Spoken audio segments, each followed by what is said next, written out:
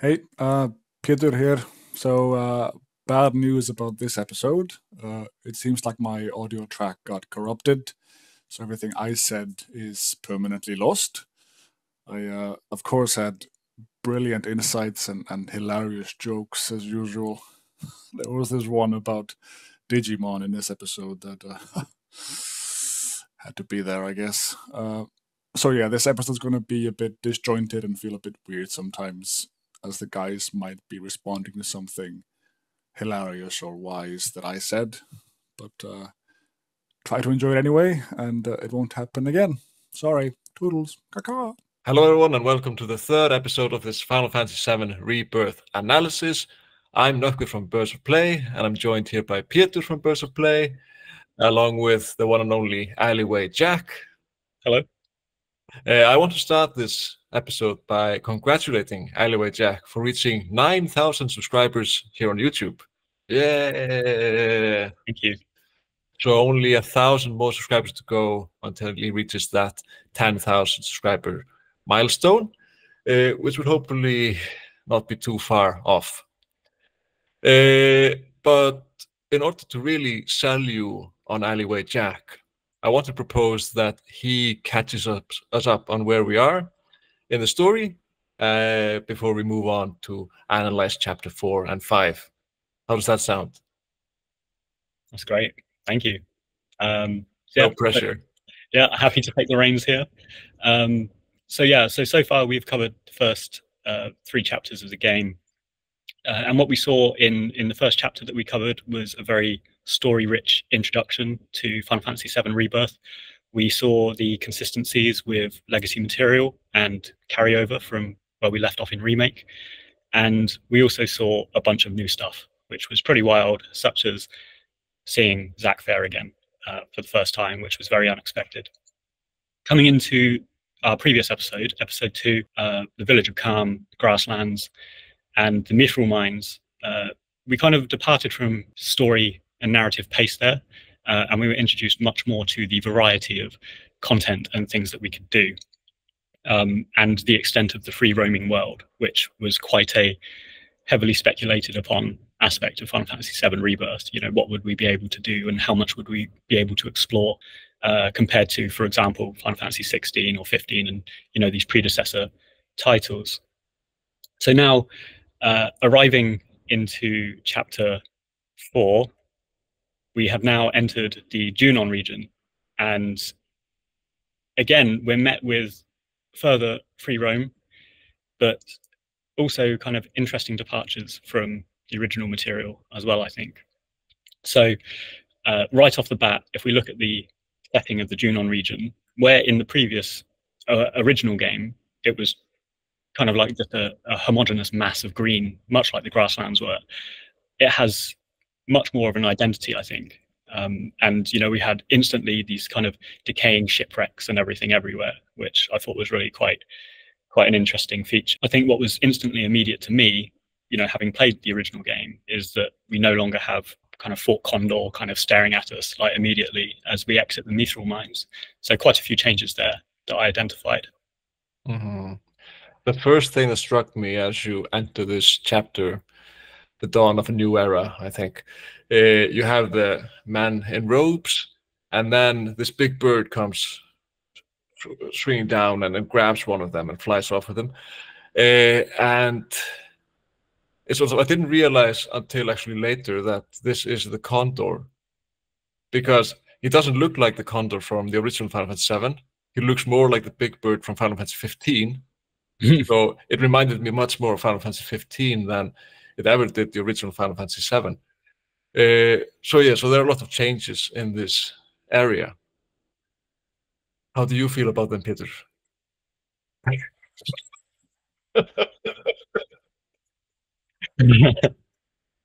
Yeah, well, I found the Condor quite an interesting change and inclusion, because I thought it was just a random fiend to begin with, and like you, I didn't realize until retrospect that it was the Condor, because in the original game it's very much like a regal, this beautiful regal golden bird, and then in Rebirth it's sort of like this scraggly looking horrible thing that eats robed men. So But the condor isn't the only bird we get to know in Junon region. We get a new chocobo, right? Yeah. And you were mentioning previously how you really liked the chocobo catching mini game.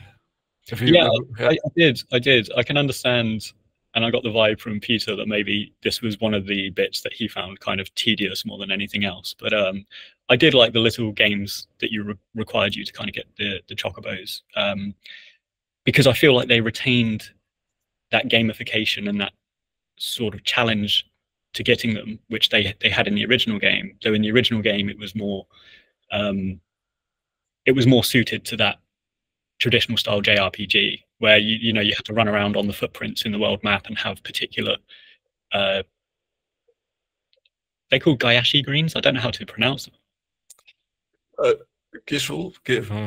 I'm curious how they write it in Japanese. I don't remember. You had certain chocobo lure, the chocobo lure materia, and you had the greens. Like there were various types of greens, and that would kind of determine what kind of chocobo you got. Which I don't think was really transferable into this sort of ARPG sort of format.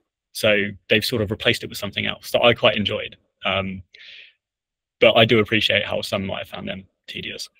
I do sort of, I do like it still, but it feels like it, if we take it to the next level, it might become tedious.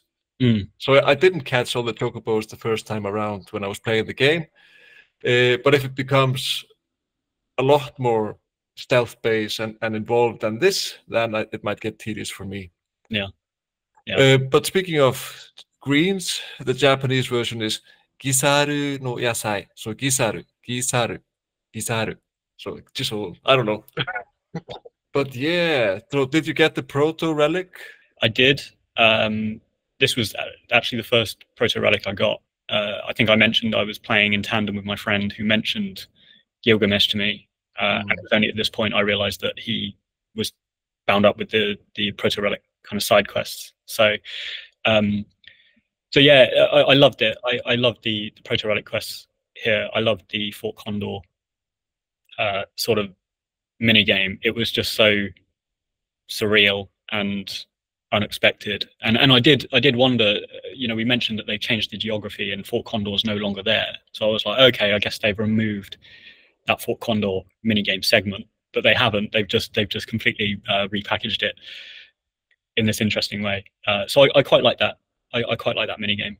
Yeah, and we also get the sort of polygon versions of Cloud, Tifa, and Barrett. Yeah. Inside the world of the game. I'm seeing that Peter has not played this part of the game. Yeah, it's part of the overworld. It's like a little mini game available in the overworld. Yeah, but it's, as Nugvi says, it's like you have the pixelated versions, the polygon versions of the character sprites kind of introduced in the game, and I think they just really knew how to fan service legacy players that loved that sort of goofy looking, super deformed style. And we also have some side quests. One thing that struck me about the side quests this time around compared to the grasslands is that in the grasslands you had the sort of overarching mystery with Broden. It didn't feed into all the quests, but the payoff for doing all of them ended with you learning more about Broden and his past, being sort of having been a soldier. But in Junon, I finished everything in Junon. I don't know if something opens up later, but there was no sort of big mystery that was being solved. It was all different parts moving individually. Yeah, so what I found with the side quests, I found two side quests, one of which opens up a bit later, and actually we can loop back into it because it involves characters that we meet in Junon. But the main takeaway of the side quest for me was actually the world building and sort of establishing further context to the Condor. Because as we mentioned, the Condor has this sort of initial introduction as soon as we exit the Mithril mines, and then it kind of disappears if you just play the main story. But there's a side quest where you meet this old man on a hill, and he starts explaining about the Condor, the history of the Condor and stuff like that, which I thought was quite cool.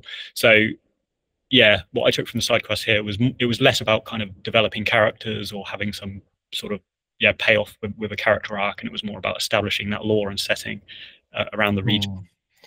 Like, but the quest, they also try to tell us something about the characters in our own party. For example, where we are running with some money over to Rhonda's son. We of course haven't introduced Rhonda yet, but during that trip, Barrett is talking about his own relationship with Marlene, and whether he can sort of let her be herself in the world, or to what extent he's going to protect her or be protective of her.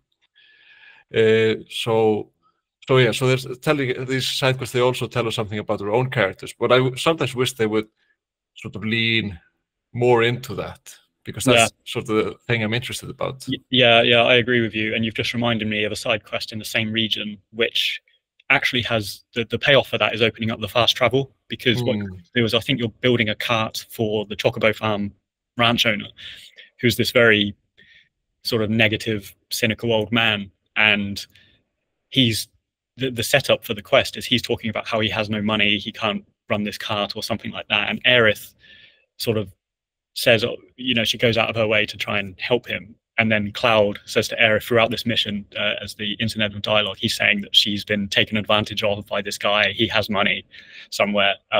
So I think it shows that wholesomeness of Aerith that is kind of part and parcel of her character. And then we have Cloud, who's this slightly more cynical sort of soldier sort of dude. So yeah, basically it's similar to the Barrett and the Marlene sort of thing that comes out of that other quest. We have these character relationships developing. And that old man's name is Gabe. No.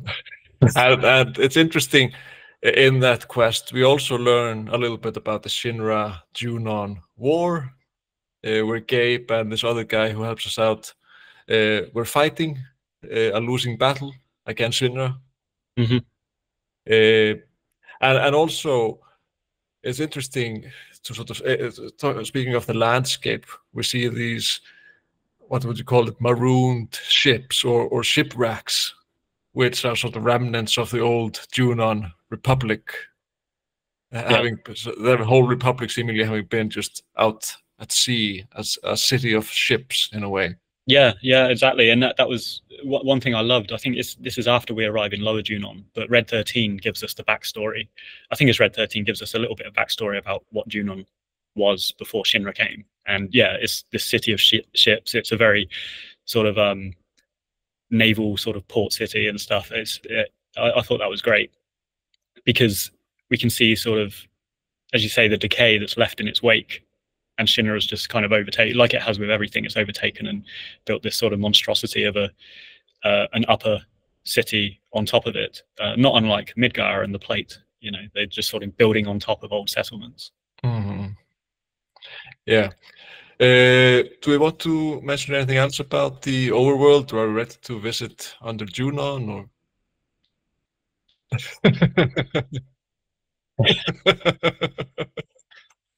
One thing about Under Junon that struck me was it felt darker than Midgar in a lot of ways, because of course in Midgar, in Final Fantasy VII Remake, we have these dark, oppressive spots, but at the same time there are also parts of the game where the light is just shining freely through, while in Under Junon it always seems a little bit out of reach unless you go outside of the shade.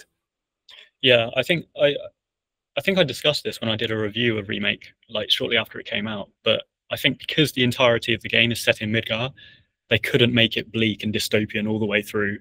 It would be a thoroughly depressing game to play. So they did make like the inhabitants of Midgar really sort of slightly more upbeat than you might expect of a downtrodden people. And yeah, as you say, it was just lighter and brighter and than you might otherwise expect, and as the pre-rendered backgrounds of the original game sort of suggested. So yeah, I did find Under Junon much more faithful, actually. It was probably, as a location, probably one of the most directly comparable to the original artwork and stuff that we saw in the original game. But yeah, there was a certain bleakness there that was retained. And I think that comes through in the environment, but also the people, because, you know, they're sort of protesting against the Shinra. Like, they haven't let this idea of the Republic go, and you know, most of them are crowded around where that gate is that usually up to Upper Junon, and they're quite an angry and kind of seemingly fiercely independent sort of people, as opposed to those that we met in Midgard in Remake. There was one interesting thing about the people at the gate which struck me, is that I was looking at their signs and just looking at the mixture of Japanese and English and thinking about the original Final Fantasy. And I was just thinking about to what extent Japanese is marketable today compared to 1997. It feels like this sort of Asian aesthetic was a little bit more sort of popular back then, while now they would sort of be more, a little bit leaning more into just having it in English. You know what I mean? Yeah, absolutely. The original had this, it was almost Blade Runner-esque, you know, in Blade Runner, this weird language, like it's just a hodgepodge of all these languages and stuff, and it was very much like that. There was a mixture of, so for example, like the Loveless posters, Loveless was written in English, but then you had all this sort of Japanese around it on neighboring posters. And here, yeah, it seems to have been dialed down. I did notice, even in Calm, there was like one or two kind of Japanese signs, but yeah, much less than what we saw in the original. And for my, I have wondered about that. And for my part, I'm not sure if it's Square kind of pushing more to appeal to Western audiences, or is it because they're able to sort of translate things, whereas on pre-rendered backdrops you can't really localize that at all because is it like a painting? I'm not sure, but I have noticed it, definitely. Yeah. One thing that is for sure is that if we compare the developmental landscape of 1997 to how the developmental landscape is today, Square Enix is forced to take global appeal into account. Like back then, they could get away with just making a game for the Japanese market.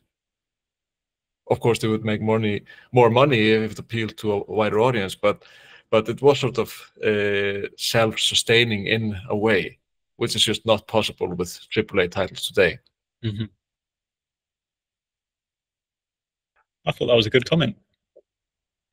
One thing I'll add to that Pokemon tangent on the topic of sort of Japanese aesthetics and more global or Western aesthetics. One thing that I felt was really interesting in that commentary on the Pokemon DVD is that in Japanese cinema there's way less music generally. So when they were dubbing the English versions of Pokemon, they had to add in a lot more music, which is not related to Final Fantasy a lot, but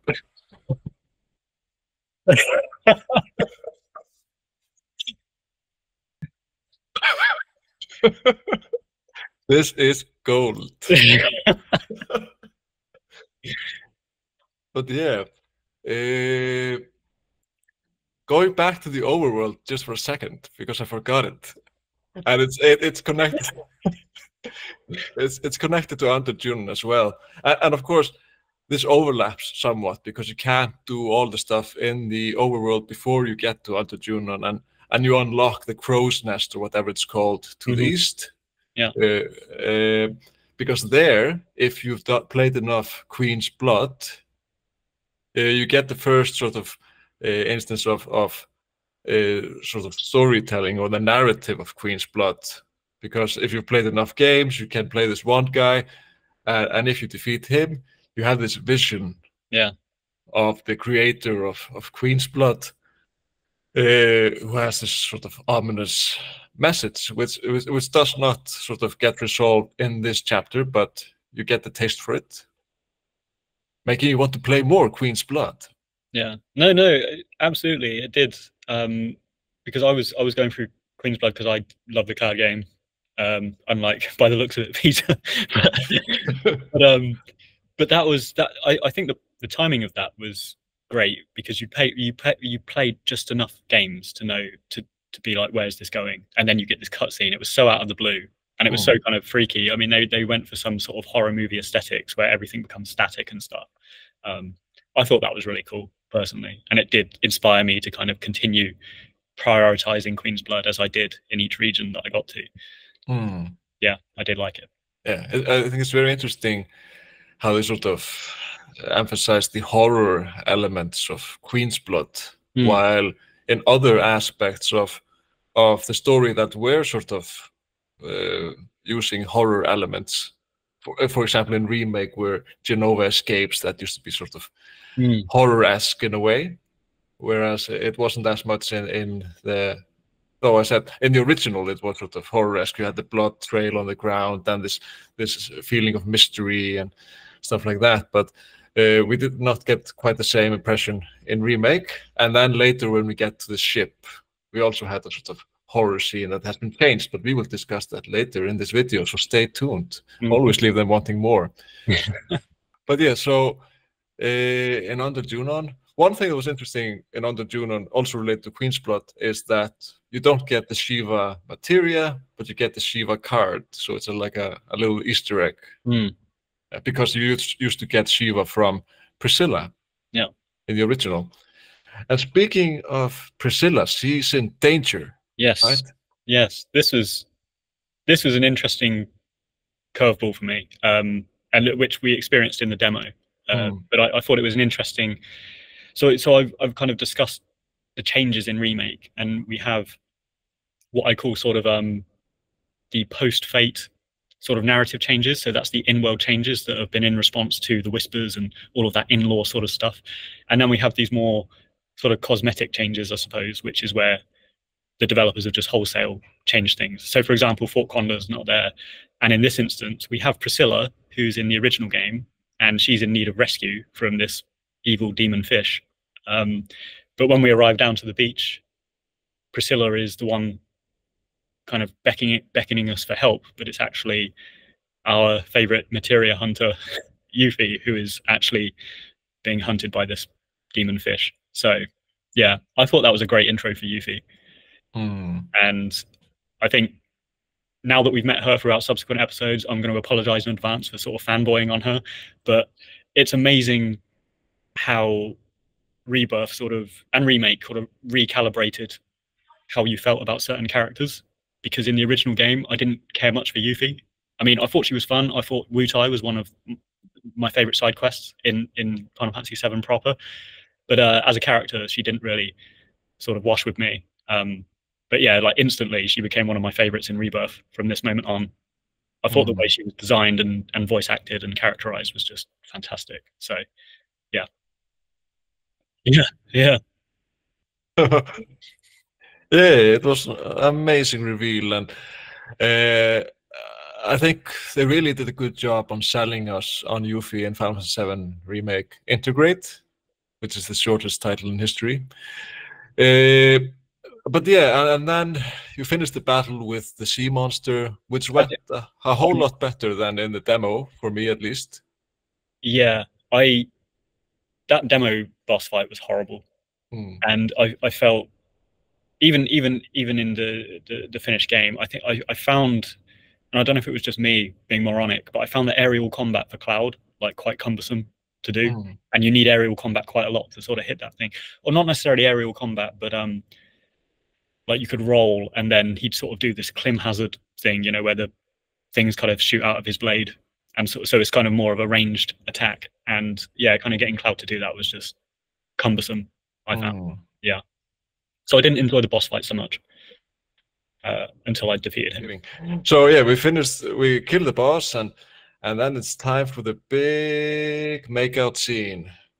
No, or at least that's what you might be expecting. You might be expecting that you're going to give mouth to not Priscilla, but Yuffie.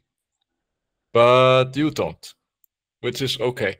Yeah, because I think she's like 16 or something. So yeah. Oh, it was horrible. It was horrible. Actually, this whole segment we're discussing today in the original had some really cumbersome mechanics. And, you know, they're not mini games, but, you know, for example, challenges, I suppose. That we had the lung thing, we had the dolphin thing, getting up onto the ledge, and then we had the marching in tandem with the guards in Upper Junon. I think all of those things were sort of reimagined really well. And I'm glad they got rid of that lung gauge thing because it was horrible. So they're reimagining all of these things and maybe even making them more engaging and improving on them. One thing that struck me as a bit weird was how they sort of pushed Priscilla to the side. Like, instead of building her character, we get Rhonda and more about her. Yeah. Which was sort of strange to me. And Priscilla ends up leaving not much of an impression, really. No, that's right. I feel like she was included for the sake of original fans. Like, oh, look, Priscilla's here. Look how similar it is to the original, and then it's not. So I think you're right. As we've said, the introduction of Yuffie, like replacing her Priscilla with her, I think that was great. I think it was a great intro to Yuffie in Rebirth, but not kind of capitalizing on Priscilla after the fact, or sort of having her prompt any side quests or anything like that to really validate her reason for being in the game at all, was a bit of a missed one for me. Yeah. But at least we know that Rhonda has a son who doesn't live with her anymore. Yeah, exactly. So after saving Yuffie and thankfully not having to give her mouth-to-mouth resuscitation, we wind up at the inn where we stay with our party members. And yeah, this was a small reprieve from the action and sort of the sort of narrative progress we're making, as we often have at inns in Final Fantasy games. But here it's quite interesting because we have the opportunity to speak to each of our party members and sort of almost tuck them in at night because we're just seeing them and then closing their doors as we go through. And we get some dialogue options with them. So again, relating back to one of the many mechanics and additions that we discussed in the previous episode, we have these dialogue options and this character sort of relationship building system where we can give them sort of multiple choice answers to certain statements or questions, and that informs how they feel about us. So yeah, so we go through Barrett, Aerith, so on. And the most significant one in this instance, actually kind of in keeping with the original as well, is we have a bit of a heart-to-heart with Tifa, and we have the opportunity to sort of build out that relationship with her there as well. I also noticed in the scene with Aerith, something that I didn't notice in the first time playing, and I can't get fully into it because it would be a spoiler, but I'm curious whether you picked up on it as well. So when Cloud is standing outside her room, he hears her talking to someone, but he doesn't know who he's talking to because he doesn't recognize the voice, right? And for like first-time players, they don't really understand it, but having played it once before, you get what's going on, right? Yeah. So my initial take on it, and I'll say both of these because they're both wrong. Yeah. For some reason, I thought it sounded like Denzel from Advent Children. Whoa! But yeah, but you know, you're racking your brains. You're thinking like, who's this voice? And then a part of me thought maybe it's like a vision of Zack or something as well. But obviously the voice cast wasn't, the voice acting wasn't correct for that. But it did elude me until the reveal comes. To be honest, so yeah, Peter, it's your first playthrough, right? So did you have any takes on that? But that's okay because we're coming up to a mini game. Yes, unless we want to discuss the hotel some more. No. I think the interim before that, we hear the brumming of a motorbike. Oh yes, and I was wondering when this guy would return, and considering that I had such mixed feelings about him in Remake in the first game, because he was a new addition and I couldn't see any reason for him being there, any payoff. For some reason, one of my key takeouts from Rebirth was how much I now love Roach. I just think he's a great character. I don't know why. He's just amusing. So yeah, so we hear the revving of a motorbike and we're reintroduced. We go outside of the hotel and we're reintroduced to Roach. So a few things happening here. First off, Rhonda, who has sort of previously, upon arriving at Lower Junon, she's assured us safe passage, and she seems like one of these on-the-level resistance fighters. Then it turns out she's double-crossed us and informed the Shinra that we're here. But then that was sort of a weird calculated thing on her part where she thought things would work in her favor. It was a bit of a weird way of handling that, I think. But But nonetheless, kind of Roach has arrived. And one thing I really like about him, and it's kind of similar to how the Turks operate as well, they're quite likable villains because there's no personal animosity between them and the party, between them and Cloud. And in Roach's case, it's actually like this personal sort of, in his own mind, it's like this personal sort of competition with Cloud, I suppose. Like, you know, as sort of soldiers and stuff. So he has this very sort of campy, challenging, amusing way of conducting himself, and the way that he speaks to Cloud. And so in this instance, he's not actually after the party, but he reveals that he's after Aerith, I think. So yeah, he's not there to sort of fight with the party specifically. And he also has like a sort of code of honor in a way. He's not going to go about it in a devious way. He's going to face Cloud head on. That's the only way he's going to be able to live with himself, doing what he does. Well, not that he's very conflicted. I didn't mean it like that, but he has to do things his own way. So Rose is soldier 3rd class. Yeah, and like we see later on, he is the head of the mobile unit or something like that. Yeah. But yeah, so we meet Rose, and he's going to postpone this duel until he finds a suitable venue. So we are left to our own devices, and of course we're going to use that opportunity to ride a dolphin. So we head over to Priscilla, and we get the dolphin mini game, right? With sort of playing that mini game made me probably, or maybe the most excited about the next installment in the remake series, because I started to wonder, what's the snowboarding going to be like?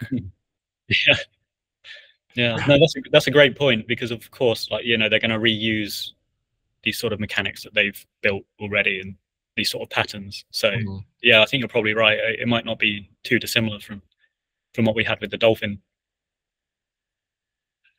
Dolphins.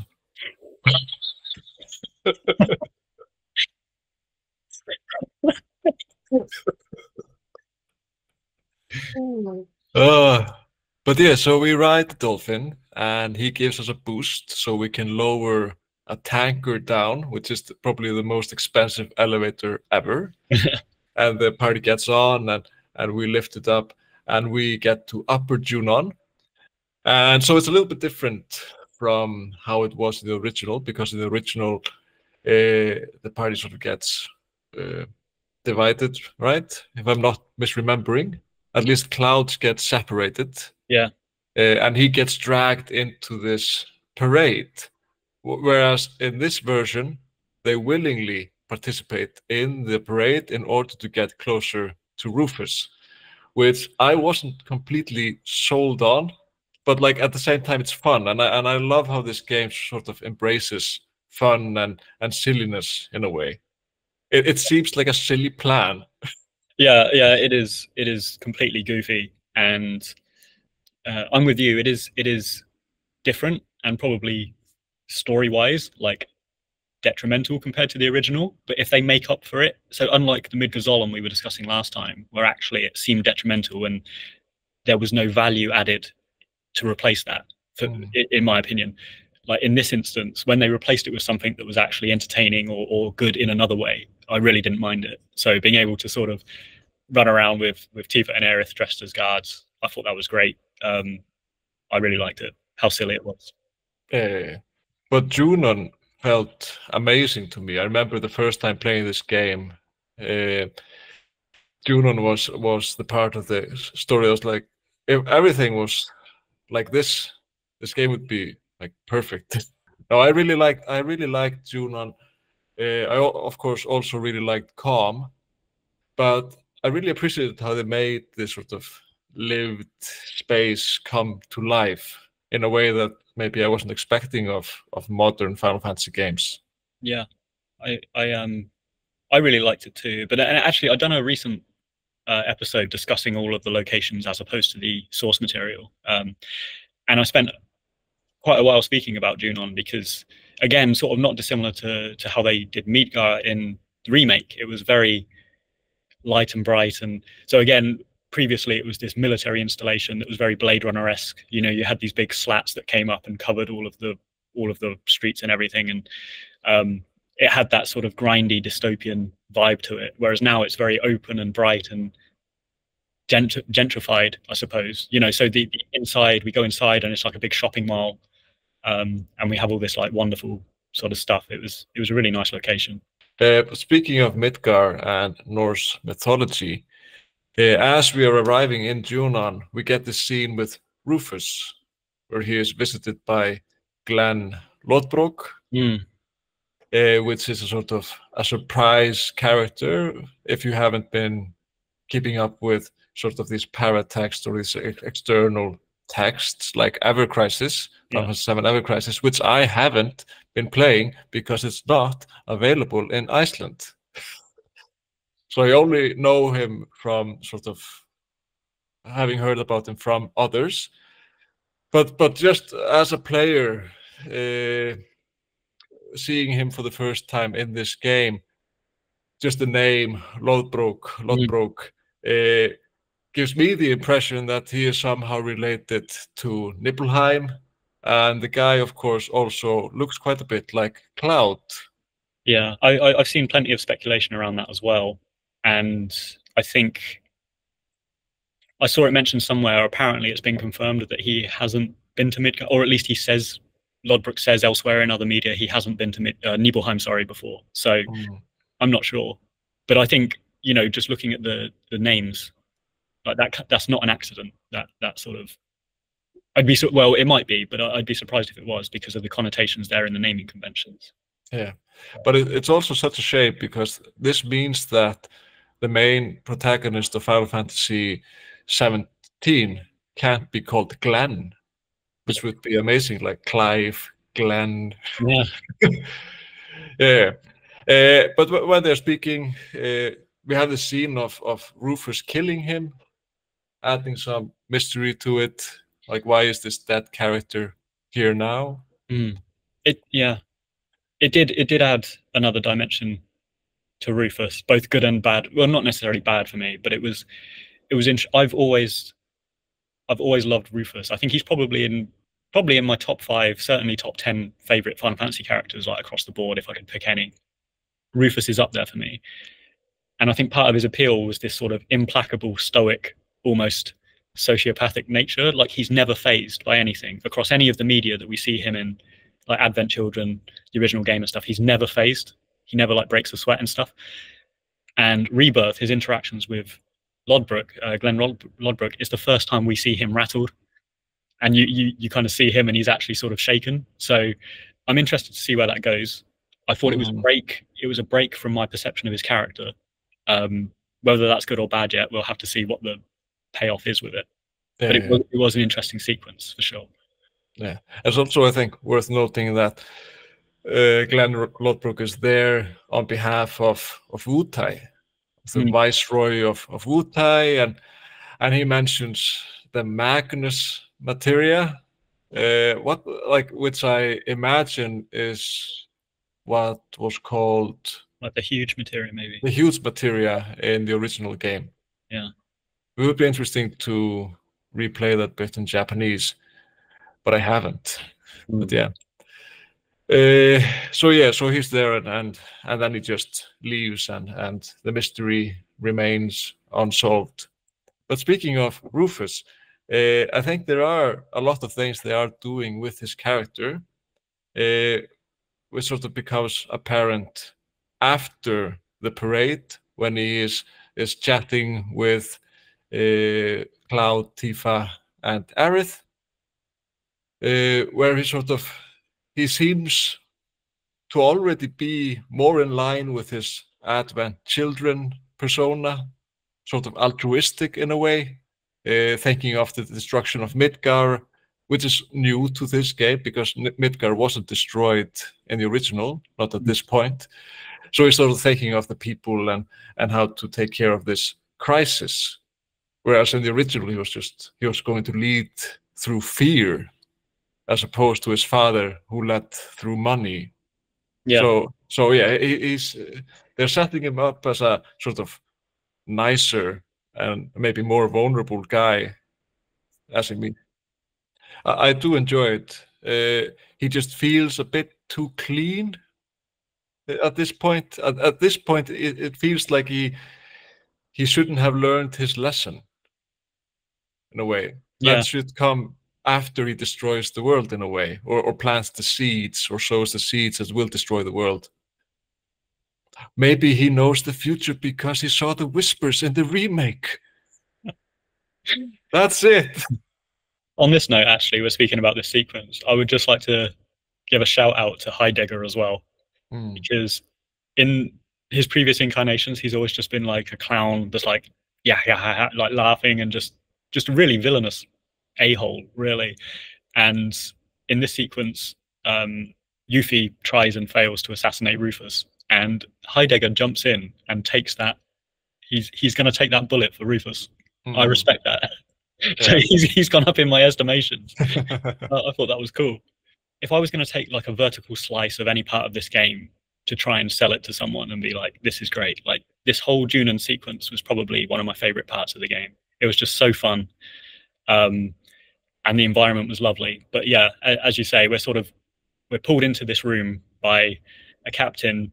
And actually, I just got to digress again. There's something about strong, powerful women in Final Fantasy VII, because we're meeting two in quick succession. So we've got Scarlet in the original, and then we've met Rhonda, strong, powerful, domineering woman, and then we have this insanely busty Junon captain who's training us to do our routine. So yeah, interesting sort of trope going on there with this game. But yeah, so we are taught the routine, which is in keeping with the patterns and the mechanics that we had in the Honeybee Inn sequence from Remake. So it's the button push, sort of similar to the dance sequence that we do with Cloud and Tifa and Aerith.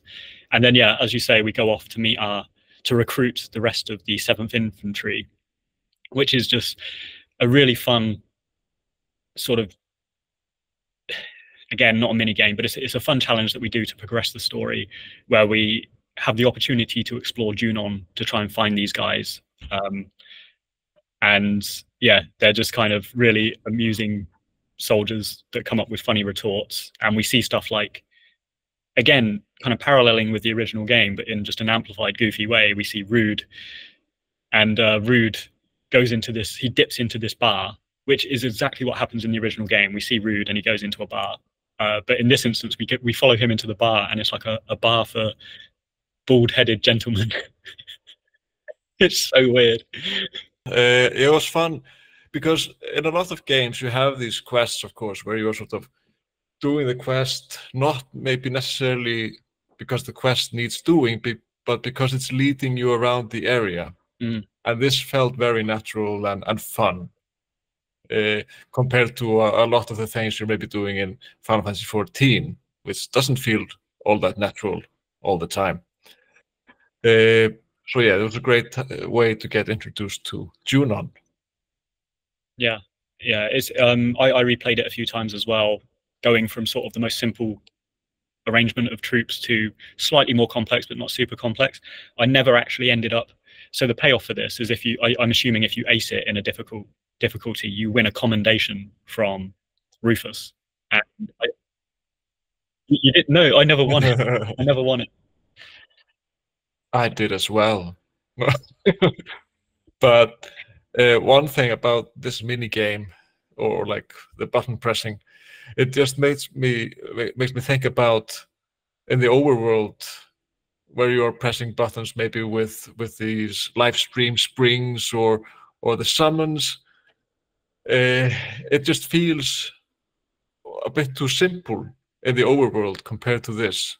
So this game is already expecting us to be able to do something like that. But then you just have to do this very, very simple task again and again without any progression in the overworld. And it just felt a little bit like a missed opportunity to make it more interesting. Yeah, but like we mentioned before, I think this whole Junon segment was very well done. and would easily sell someone on this game. But yeah, then if we're done with the parade, we already mentioned the chat with Rufus afterwards, even though Alleyway Jack did not get a commendation. Nope. But actually, I think, yeah, there's a couple of things that happen after that I love. Actually, there's one thing just prior to the parade, and it just really caps off this goofy sort of recruiting the 7th Infantry really well. And it's where Cloud, who is obviously a very sort of introverted, sort of stoic dude, doesn't really want to sort of address his troops, even though they're sort of attentive to him. And Tifa and Aerith are like, you have to say something, you have to sort of inspire your troops. And then Cloud starts with this speech and then gets completely carried away and then has to sort of be pulled off like his speech by Aerith and Tifa. And I thought that was like really funny. It was one of the few glimpses of like goofy Cloud that that, you know, come so sparingly, but when they do, they really sort of pay off. And I think that was a great instance of it. But the significance of the 7th Infantry doesn't end there. And as I say, just everything kind of tailing off from Junon was like really cool, because we have the dramatic sequence with Rufus. We're kind of parlaying with him during this commendation sequence, and it seems like he's almost sort of going to give us a free pass, and we might even, it's sort of like the enemy of my enemy is my friend. That's the sort of conversation we're having. And then Yuffie fails to assassinate him. Everything goes to crap, and we're now kind of being hunted, or enemies are being hunted by the Shinra. And yet we have our 7th Infantry group who are sort of with us, and they still see us as their captain.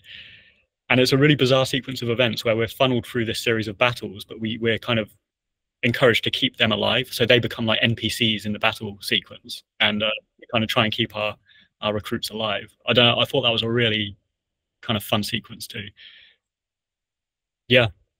I mean, and guilt is like the key word there. It was like phenomenal how they did it. So just jumping to the end, although we have another sequence between this, we sort of leave off we say goodbye to our troops, and they sort of confront us, and it seems like, oh, we're finally going to have to fight these guys because they are Shinra infantry. And I really didn't want to do that. You know, they'd been able to foster this relationship in like 10 minutes. But then it turns out they're actually like, why are you trying to get rid of us? And they still see Cloud as their squad captain and stuff. And it was such a nice sequence that these sort of seemingly generic just infantrymen became like these allies that we kind of cared for. It was so fun. Like they don't seem to suspect it, even though they make the joke that maybe you're the assassin. And Cloud like, just kidding. I was just joking. You can't be the assassin. But you're a leader.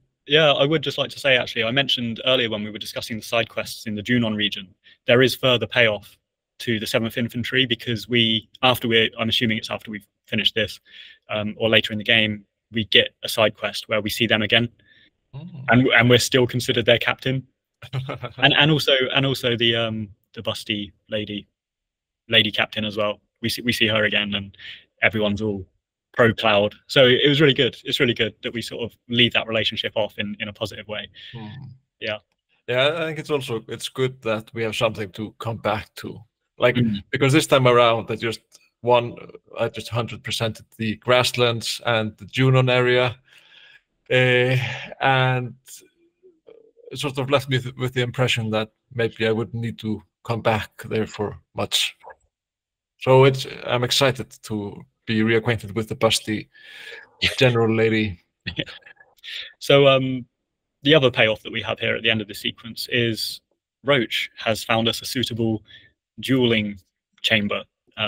So we have a little boss fight with him as well, which, again, I mean, as a boss fight, I didn't find it particularly challenging at all, but I did like the payoff and the character development that took place after that, where Roach just has this begrudging respect. And not only that, it's not even begrudging respect, it's sort of admiration, really. And he gives us a couple of items or something as well to head us on our way. So yeah, I like that. And as I say, these are just the instances where Roach really built in my mind, and I became much more amenable towards him as a new character. Yeah, Final Fantasy VII Rebirth, more than anything else in my life, has made me convinced that diminishing Jar Jar Binks's part in episode 2 and 3 of Star Wars was a mistake. Because just like with Roche and Chadley even, not giving them chance to grow is just a recipe for them never being loved at all. So yeah, I agree with that. I really like Roche now. Time to heal. Yeah, but yeah, Roche and, well, maybe Chadley needs some more time to heal, but the wound that Roche left in my heart after remake has healed, and in its place, there's nothing but love. Me too. Yeah. Yeah. I mean, that captain is one of the worst captains I've ever seen. Just like, who are these men in robes? Who just get on.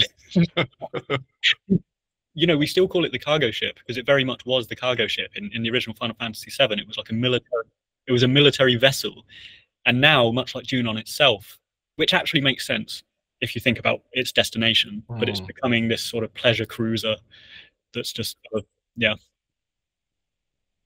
Yeah, me too. Yeah, and sadly, Kyrie misses the cargo ship, and so I don't know where her story is going. I haven't.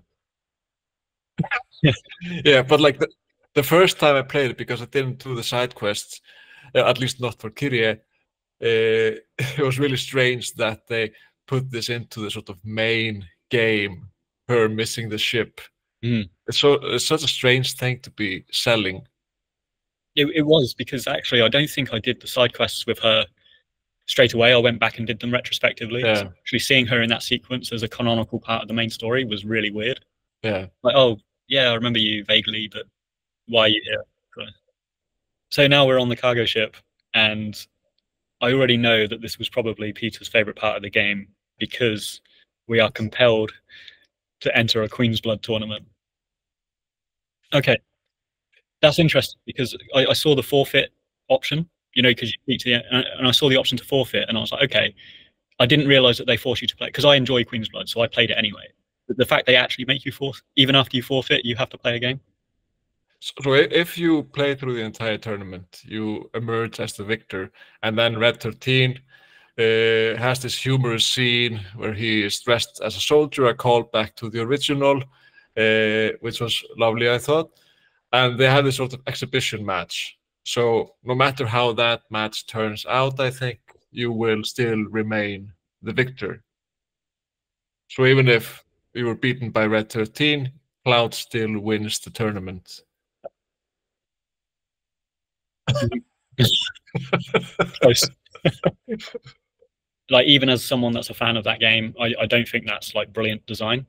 You know, that should be very clearly optional. And it wouldn't have been difficult to sort of circumvent it either, because, you know, quite often in RPGs, and you have like a character or an action that will progress something. So, for example, a classic is like, do you want to rest now? You sleep at the inn, and then that progresses onto the next thing. So it very easily could have been that. You could have had the tournament taking place, it's optional, or you can choose to go and rest in your bunk, and you get like progress come out of that or something. But allowing players to sort of not partake, I think, would have been a good move. Yeah, but this is the moment that really sold me on Queen's Blood, because I hadn't really been playing, and then they forced me to play, and I just finished the tournament, and I really liked how you got infinite chances to do it. If you lost the game, you could just try again. But like I said, it also feels open to new players. Even if you've been completely neglecting Queen's Blood up to that point, you can still get into it there and win the tournament. But of course, you have to be interested in doing that, and if you can skip it, then that's okay too. But it's not the first mandatory card tournament in a Final Fantasy game.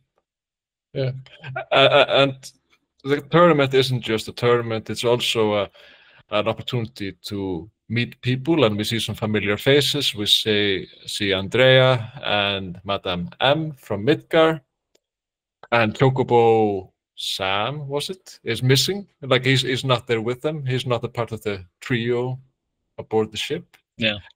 Even though he might be the one I would be most interested in seeing after what happened in the grasslands. Yes. Yeah.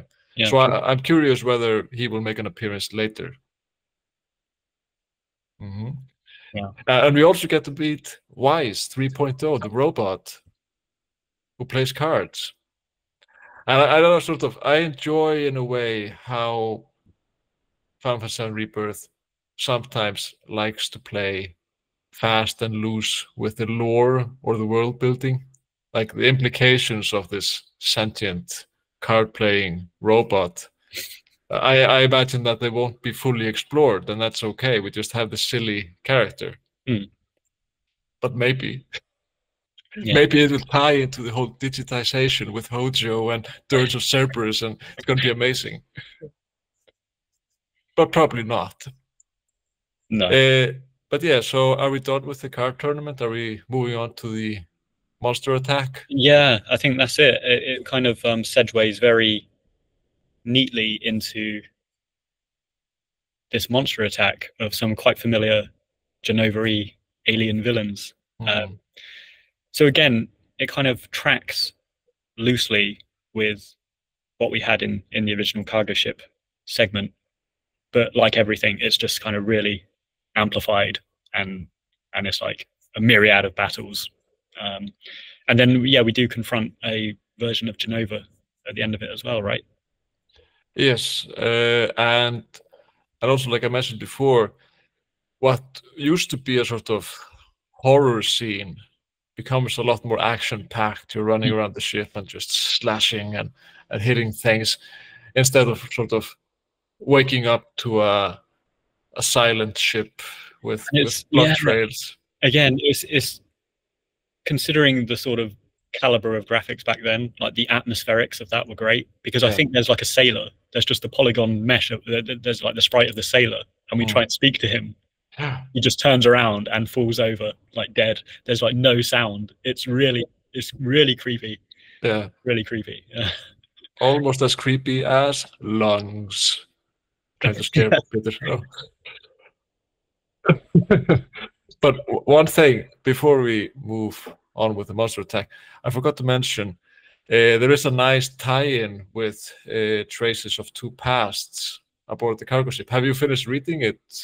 To my shame, I have not. But I was going to raise this because the girls are sort of speaking like about boys or something, right? Yeah. And that scene is actually in Traces of Two Pasts. So they're sort of interrupted by Cloud when they're going to talk business about boys. So yeah. But yeah, so that's in there, and having read that novel sort of adds to that scene.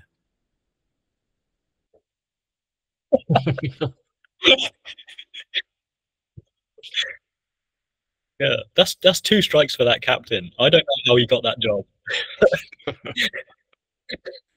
It was interesting also, like he is able to call Hojo directly, and Hojo is very pleased with his development, having these robed men merge with these monsters, because that seemingly seems to, I don't know, prove some theory of his, or he seems very happy about it. And compared to Rufus and the sort of evil conglomerate which is Shinra, Hojo gets to still be a very bad guy, while Rufus is much more of a nice guy, which is interesting. So yeah.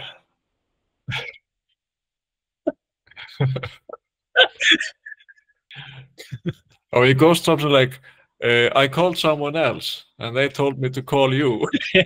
It's like, yeah. So hold for hold. But yeah, so we meet Genova or Sephiroth, and Sephiroth, he says something like, there was this person or this figure that is able to change into the people you love, and don't let her fool you. Maybe talking about Tifa, maybe talking about Jenova herself. I don't know. But like this aspect of Jenova being able to change into other people was something that I did not feel was fully explored in the original game. It's much more a part of a novel like The Turks Are All Right. Yeah. Where they really go into describing how this being, this entity is tricking people around it, taking the form of people who have already passed away and stuff like that. Yeah, yeah. So it's interesting. It's interesting to see to what extent that will be incorporated here. Yeah, I mean, it's very sparsely sort of mentioned in the original, but it's one of the most intriguing, appealing things about Jenova, I think. It's like how it like insinuated and wove its way into the ancients. There's a lot of theories around that's how it sort of like tricked its way into the ancients and sort of like killed off that culture. But then the fact it appears as like a silver-haired woman and Sephiroth calls her mother, I think that's like fantastic, because it is like this horrible thing, but actually it's like it redesigns itself, I guess, to sort of appear to him a certain way. So yeah, because there's ongoing sort of lore conversation in the fandom and various. I address it because I find it interesting, but it's like who's in control of who. You know, is Jenova appearing as this mother and sort of actually because is Sephiroth in a way another one of these things with black robes, just a super powerful version of one, or actually he won out. He's won this psychological sort of battle with this alien Jenova, and he's actually in charge. So I think it ties into all of that sort of conversation as well. So the deceptiveness and this sort of shape-shifting aspect of Jenova, I think, is super cool. Yeah, very much so. And like, I never realized playing this as a kid, especially a kid with very limited English skills at the time, that what we were sort of chasing wasn't Sephiroth, even though we see him being sort of in stasis later on in the original game, but that we were actually chasing sort of bits of Jenova in a way. Yeah. So that was really interesting to me. And next time we'll be discussing boobies. So if you like boobies and three grown men talking about boobies, then please make sure. So yeah, that sort of wraps it up for chapter 4 and 5. We managed to do what we set out to do. So next time we will be visiting Costa del Sol, which is a very exciting place with exciting swimwear and stuff like that. Don't forget to subscribe to Alleyway Jack if you haven't already, to help him on his way to reaching 10,000 subscribers, which he should have already had a long time by now, or something like that in English. So, because he's the one who actually speaks English. So go subscribe to that very well-endowed, articulate, English-speaking man. But also subscribe. His English is very well endowed. But okay, so also subscribe to us, and if you want us to do more of this on a more regular basis, just try to support us. Watch these videos when they come out, share them with others, spread the word. You can also check out our Patreon if you have money to spare. We love money. But if there's nothing else, then I would just like to say thanks for listening, thanks for watching, and see you next time. Bird sounds. Caw-caw!